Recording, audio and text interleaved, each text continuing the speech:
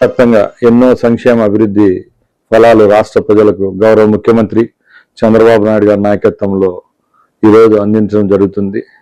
ఇప్పటికే 18 నెలలైంది ఈ రాష్ట్ర ప్రభుత్వం ఏర్పాటయ్యి. రాష్ట్రంలో ఎన్నో సంక్షేమ పథకాలు ఒక పక్కలు ఇస్తూ ఉంటే రెండో పక్కల అభివృద్ధి జరుగుతూ ఉంది. ముఖ్యంగా ఈరోజు ప్రజల ముందరకు నేను రావడం ఏమంటే, రాష్ట్రంలో 3 కొత్త జిల్లాలు ఏర్పాటు చేసేదానికి గెజిట్ నోటిఫికేషన్ ఇవ్వడం జరిగింది.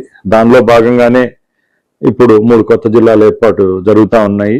ముఖ్యంగా మన రాయచోటి నియోజకవర్గ ప్రజల్లో అన్నమయ్య జిల్లా నుంచి మదనపల్లి జిల్లా ఏర్పాటు అయినప్పుడు రాయచోటి ఏదైతే ఈరోజు అన్నమయ్య జిల్లా కేంద్రంగా ఉందో దాన్ని మారుస్తారనే ఊహాగానాలకు ఎక్కడా చోటు ఇవ్వకుండా ఈరోజు రాయచోటిని అన్నమయ్య జిల్లా కేంద్రంగానే ఉంచే విధంగా గెజిట్ నోటిఫికేషన్ ఇవ్వడం జరిగింది.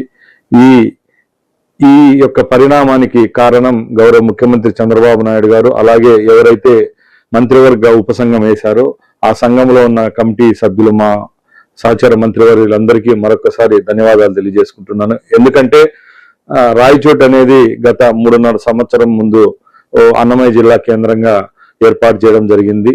ఏర్పాటు చేసిన తర్వాత రాయచోట్లో ఈరోజు అక్కడున్న ప్రజల యొక్క మనోభావాలకు ధైర్యం ఇస్తూ అలాగే వాళ్ళకు గౌరవిస్తూ ఈ నిర్ణయం తీసుకోవడం చాలా సంతోషంగా ఉంది. ఎప్పటికీ ఈ రాయచోటి నియోజకవర్గ ప్రజలు ఈ ప్రభుత్వం అలాగే చంద్రబాబు నాయుడు గారు, మా యువ నాయకుడు లోకేష్ బాబు గారు మా మీద పెట్టిన నమ్మకాన్ని ఒమ్ము చేయకుండా ఆ బాధ్యతను మేము నిలుపుకుంటామని అందరి తరపున నేను మీ ముందర తెలియజేసుకుంటున్నాను. ముఖ్యంగా ఈరోజు రాయచోటి జిల్లా కేంద్రంగా ఉండడం ఎంత ఆవశ్యకత ఉందో మీ అందరికీ తెలుసు. ఇప్పుడు రాయచోట్లో ఈ ప్రభుత్వం ఏర్పాటైన తర్వాత ఎన్నో అభివృద్ధి కార్యక్రమాలు జరుగుతూ ఉన్నాయి. ముఖ్యంగా ఈరోజు రాయచోటి చుట్టుపక్కల ఉన్న 6 మండలాలకు గౌరవ ముఖ్యమంత్రి చంద్రబాబు నాయుడు గారు వెలిగిల్లు వాటర్ తీసుకొని వచ్చేదానికి జల్ జీవన్ మిషన్ కింద శాంక్షన్ చేయడం జరిగింది. అలాగే రాయచోటి మున్సిపాలిటీ పరిధిలో నీటి సౌకర్యం ఇంకా పెంచేదానికి టౌన్ పెరుగుతూ ఉంది కాబట్టి దానికి కూడా వెలిగిల్లు సెకండ్ పైప్ లైన్ కూడా తీసుకొని వచ్చేదానికి చర్యలు తీసుకుంటున్నాం.